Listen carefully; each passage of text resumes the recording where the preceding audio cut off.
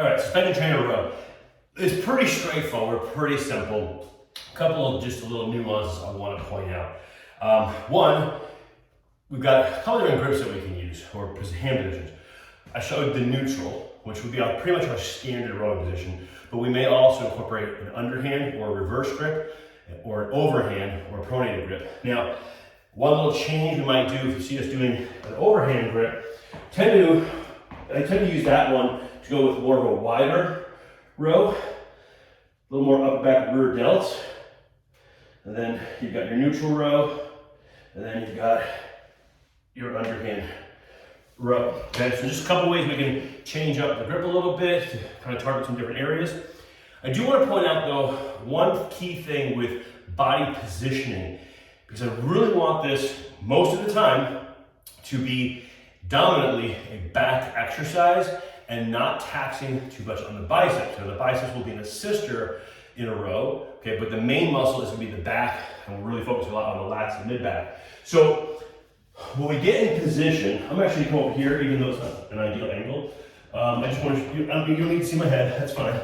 Okay, but you see this versus this versus this, okay? So it's this sag position here, and then I pull, and it's all arms, okay? I want to position myself, shrug my shoulders back, scapular retraction, get in a good position, and now I can pull with my lats and bring my elbows to my sides, okay? Versus using more arms where I'm pulling my body up towards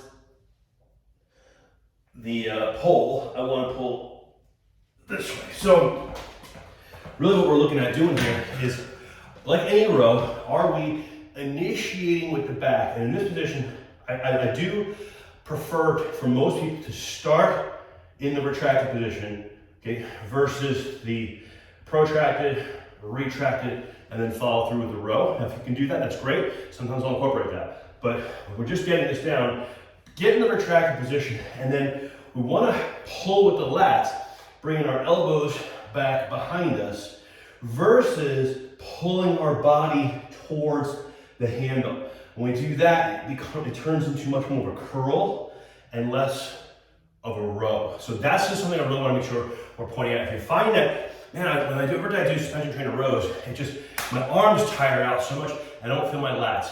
That's why, okay? It's primarily because you're pulling your body towards the handles as opposed to pulling the handles towards your body. But even though the handles don't actually move, that's the mentality. Like if I was doing a band row, I'd be pulling the handles towards me, right? So have that same mentality even though your body is going to the handles, okay? So that slight difference will make all the difference in where you feel the suspension trainer row.